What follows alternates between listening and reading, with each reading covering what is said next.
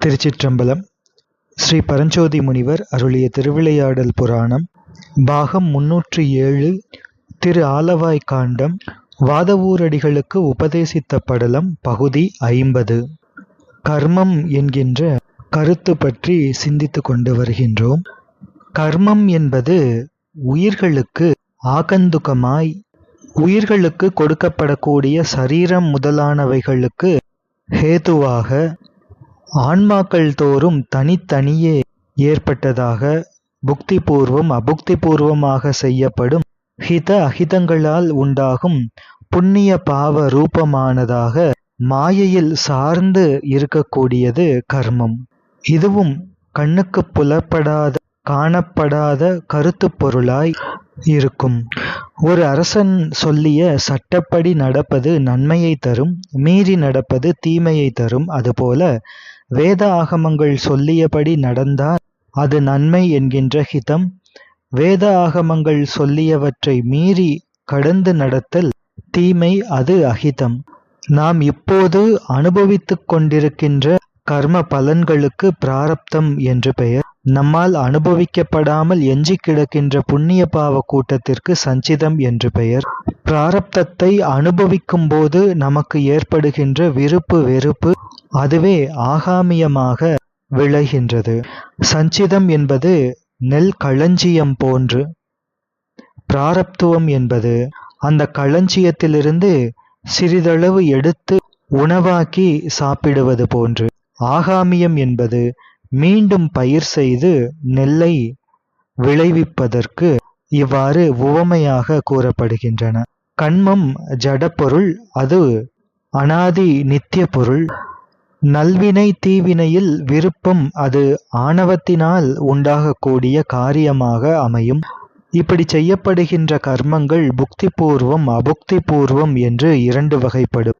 பிராரப்துவம் அனுபவமாக வரும்போது பஞ்சபூதங்களின் மூலமாக வரும், அதற்கு ஆதி பௌதிகம் என்று பெயர். தெய்வத்தினால் வரும், அது ஆதி தெய்வீகம் என்று பெயர். மற்றொரு ஆன்மா மூலமாக வரும், அதற்கு ஆதி ஆத்மிகம் என்று பெயர். சஞ்சித வினை என்பது குரு கிருபையினால் போகும், ஆகாமியம் என்பது நிஷ்டையினால் போகும், பிராரப்துவம் என்பது தேகத்தோடு போகும். மூன்று தொழில்களில் சிருஷ்டி தொழில் என்பது ஆணவமல பரிபாகத்தின் பொருட்டு நடத்தப்படுகின்றது. சம்ஹாரம் என்பது அல்லது இறப்பு என்பது கண்மமலம் பக்குவப்படுவதற்காக செய்யப்படுவது. கர்மம் அது சங்கிலி போல தொடர்ச்சியாகவும் பிரவாகத்தில் அலை போல ஒன்றன் பின் ஒன்றாகவும் வரும்.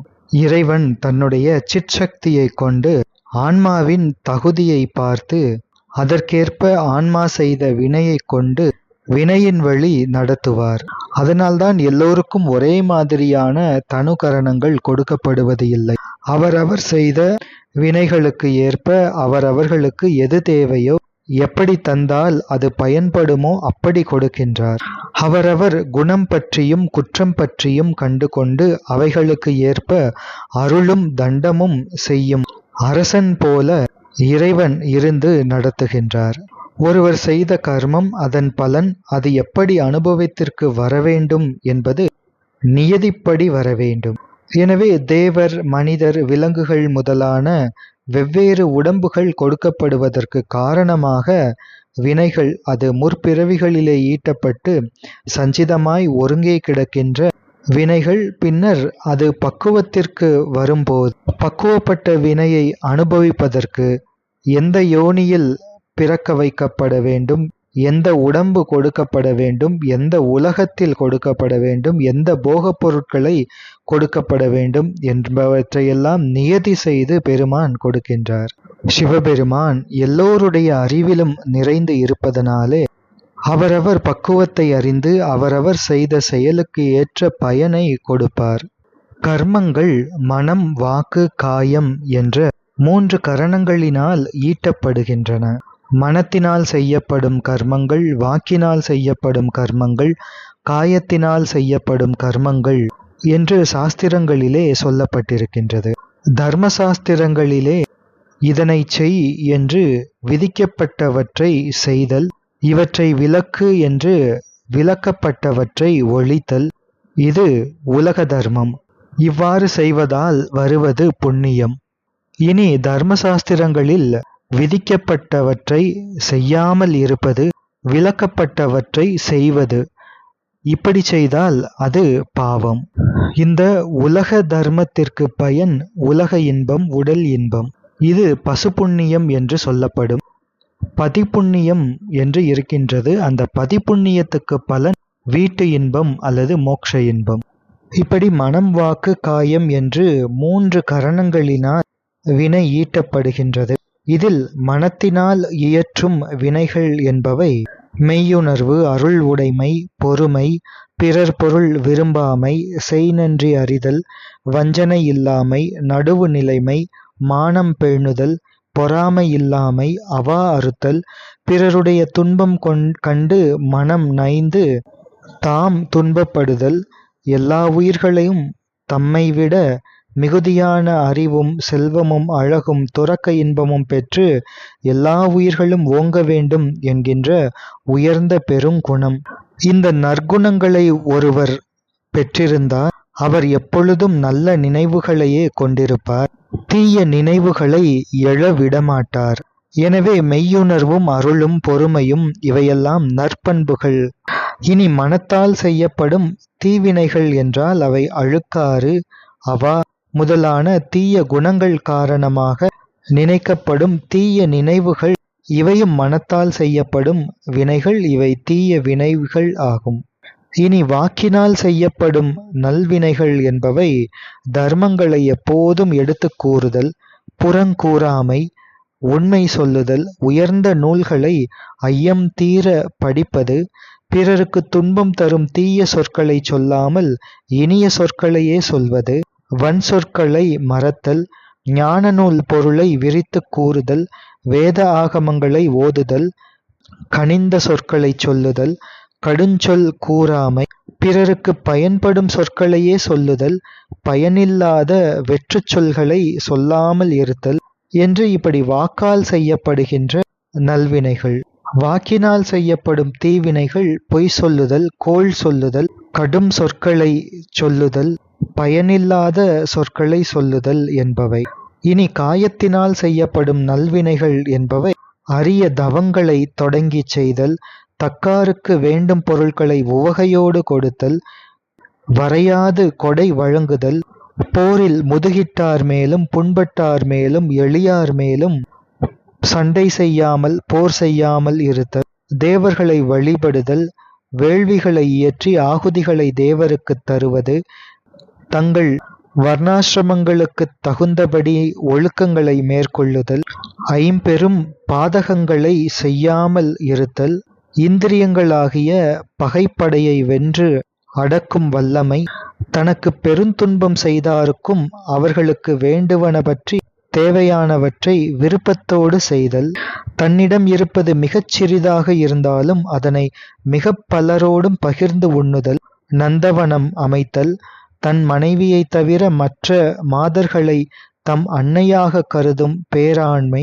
ஏரி குளம் முதலிய நீர்நிலைகளை உண்டாக்குதல், கிணறுகளை உண்டாக்குதல், மருத்துவச்சாலை அமைத்தல், அறங்கூறும் நாவினை உடைய தவத்தில் இருக்கின்ற அந்த தவத்தினர்களுக்கு திருமடம் அமைத்து கொடுத்தல், தெய்வங்களுக்கு திருக்கோயில் எடுப்பித்தல்.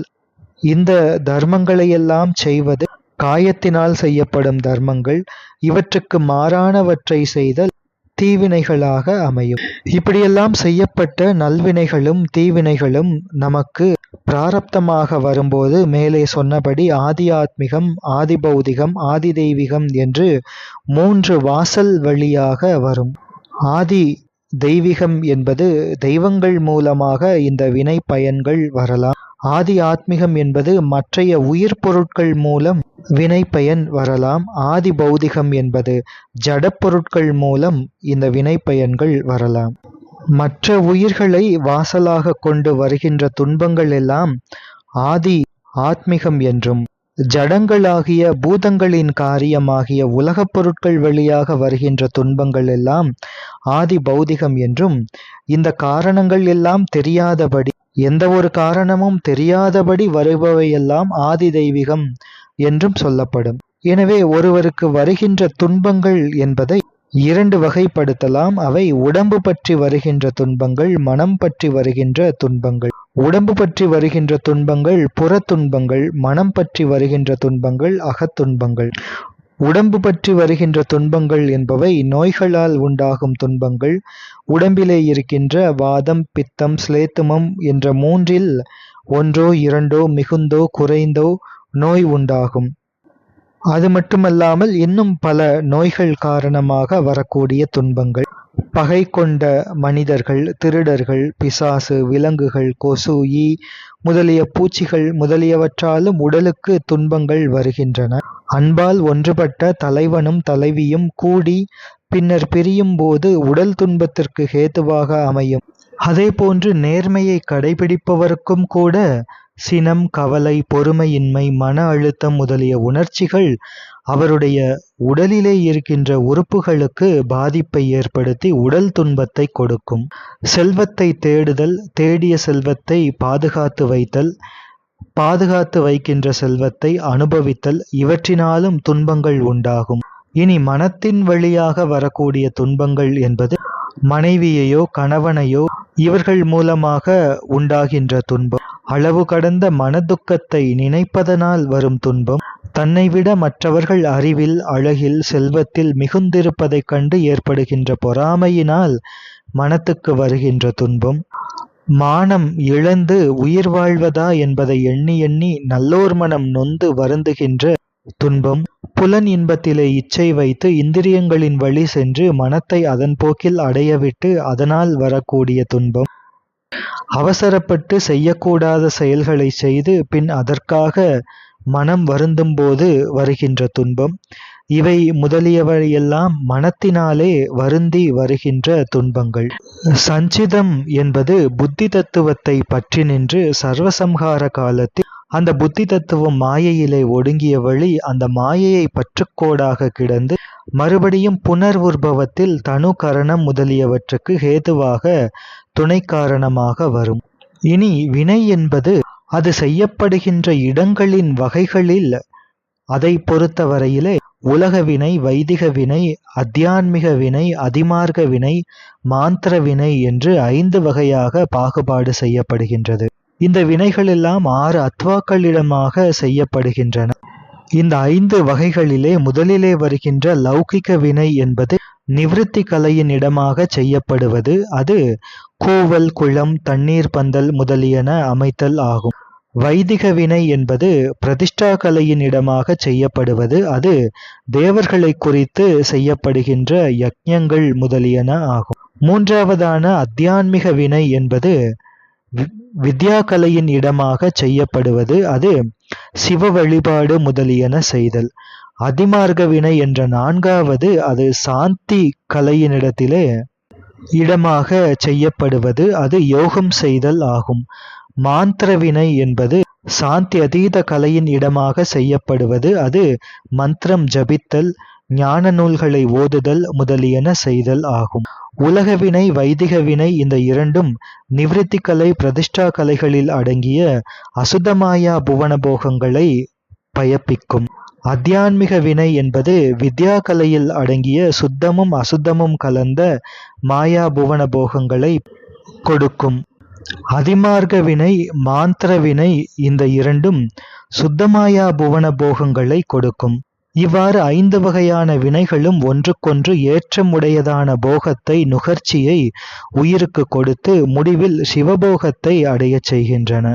முதல்வன் மக்களுக்கு முதலாவது நிவிருத்தி கலையில் அடங்கிய அசுத்தமாயா புவன போகங்களை அவர்கள் அவைகளால் கவரப்பட்டு செய்த முயற்சியின் பயனாக கொடுத்து அவைகளில் அவர்களுக்கு உவர்ப்பு வந்தபோது பிரதிஷ்டா கலையில் அடங்கிய அசுத்தமாயா புவன போகங்களை கொடுத்து அவைகளிலும் இந்த உயிர்களுக்கு உவர்ப்பு வந்தபோது அவற்றுக்கும் மேலான வித்யா கலையில் அடங்கிய சுத்தாசுத்தமாயா புவன போகங்களை கொடுத்து இவ்வாறே அவர்களை ஈர்த்து சென்று சாந்தி கலை, சாந்தி அதீத கலைகளில் அடங்கிய சுத்தமாயா புவன போகங்களையும் நுகரும்படி செய்து முடிவிலே சிவபோகமாகிய பேரின்பத்தை அடையச் செய்கின்றார். இது உயிர்களுக்கு எம்பெருமான் படிப்படியாக செய்கின்ற பேரருள் கருணை ஆகும். தொடர்ந்து சிந்திப்போம். திருச்சிற்றம்பலம்.